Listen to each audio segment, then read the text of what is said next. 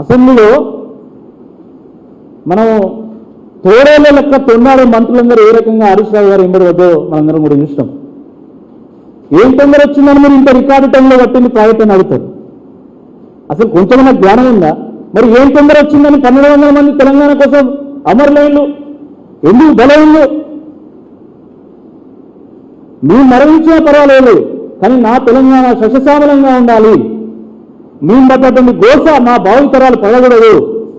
దీని పడ్డటువంటి తెలంగాణ పచ్చవేయాలి, ఆకలి కేకల తెలంగాణ అన్నపూర్ణ కావాలి అని చెప్పి ఆ రోజు 1200 మంది అమరులైతే కనీస జ్ఞానం లేకుండా ఏం తొందర వచ్చిందని తెలంగాణలో మీరు ప్రాజెక్టు కట్టిందని మాట్లాడతారు.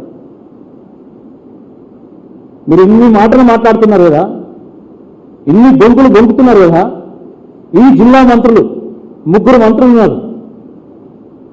కేసీఆర్ గారు సీతారామ ప్రాజెక్టు నిర్మాణం చేసిండు, 9 లక్షల ఎకరాలకు నీళ్లు ఇవ్వాలి. అదేవిధంగా దుమ్మిగూడెం దగ్గర భక్త రామదాసు ప్రాజెక్టు నిర్మాణం చేసిండు. సీతారామ ఒకవైపు సీతారామ, ఇంకోవైపు భక్త రామదాసు. ఇటు 1,00,000 ఎకరాలకు, అటు 9 లక్షల ఎకరాలకు, మొత్తం 10 లక్షల ఎకరాలకు గాను కేసీఆర్ గారు 2 అద్భుతమైనటువంటి ప్రాజెక్టులు రూపకల్పన చేయడమే కాకుండా 90% పనులు పూర్తి చేశారు. ఇక్కడ సీతారామలో అయితే 3 టన్నులు మిగిలినాయి, దాంట్లో కూడా 50% పనులు పూర్తి అయిపోయినాయి. ఇంకా 50% మిగిలినాయి. 20 నెలలు గడిచింది ఇప్పటికి ఈ కాంగ్రెస్ ప్రభుత్వం వచ్చి.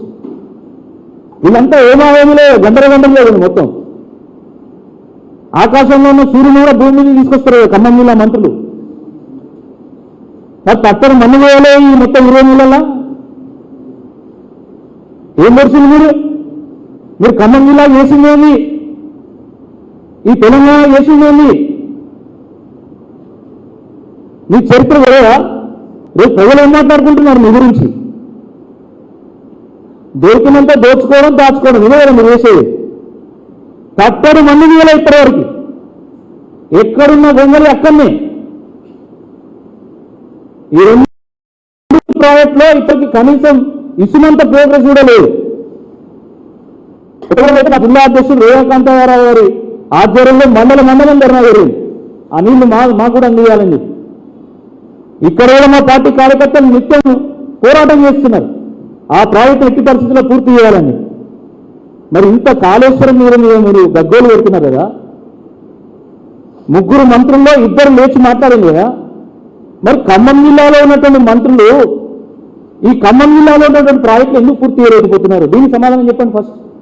దీనికి సమాధానం చెప్పినాక మీరు కాళేశ్వరం మీద మాట్లాడాలి.